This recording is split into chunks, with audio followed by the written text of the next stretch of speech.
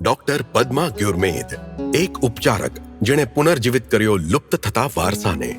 હિમાલયના મૌનમાં 2500 વર્ષ જૂની ઉપચાર પરંપરા લુપ્ત થઈ રહી હતી. સોવા રિગ્પા, નાડી તપાસી, બીમારી સમજવી, દુર્લભ જડીબુટ્ટીથી સારવાર કરવી. ડોક્ટર પદ્મા ગ્યુરમેદનું માનવું હતું કે કેટલીક પરંપરાઓનું જતન અનિવાર્ય છે. સોવા રિગ્પાના સંરક્ષણની તેમની યાત્રા ખૂબ જ નાની ઉંમરે શરૂ થઈ હતી. તેઓ કાયમ તેમના પિતાને દવા બનાવતા અને લોકોની સારવાર કરતા જોતા હતા. તેમણે સોવા રિગ્પાને નહીં, પણ સોવા રિગ્પાએ તેમને પસંદ કર્યા. શરૂઆતમાં તેઓ આ શીખવા નહોતા માંગતા, પણ તેમના પિતાએ તેમને સમજાવ્યા. ડોક્ટર પદ્મા ગ્યુરમેદે પોતાનું જીવન આ ચિકિત્સા પદ્ધતિને સમર્પિત કરી દીધું.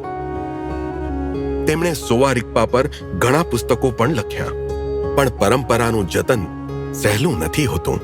શરૂઆતમાં આ પરંપરાને ફરી ઊભી કરવાનું ઘણું મુશ્કેલ હતું.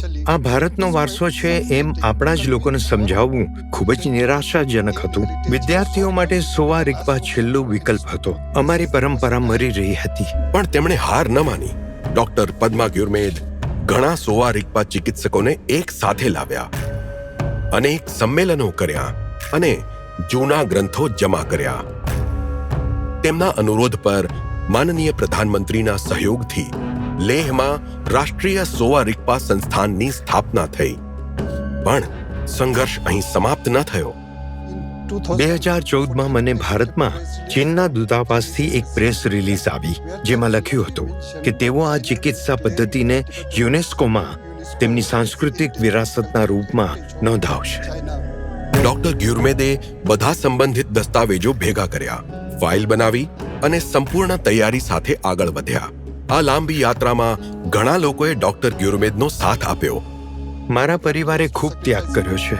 છેલ્લા 25 વર્ષોમાં મેં કદાચ જ રજા લીધી હશે. મારા પિતા જ્યારે સ્વસ્થ હતા ત્યારે મને કહેતા હતા કે મેડિસિન બુદ્ધા તારી સાથે છે. જો તું સારું કામ કરી રહ્યો છે તો એક દિવસ જરૂર સફળ થઈશ. આજે એક નવી પેઢી આ પ્રાચીન જ્ઞાન તરફ વળી રહી છે. ડોક્ટર ગ્યુરમેદની અથાગ મહેનતથી સોવા રિગ્પા ફક્ત જળવાયું જ નથી, પરંતુ એને નવા પ્રાણ પણ મળ્યા છે. એક ઉપચારકના પુત્રથી સોવા રિગ્પાના સંરક્ષક સુધીની આ યાત્રા ખરેખર પ્રેરણાદાયક છે.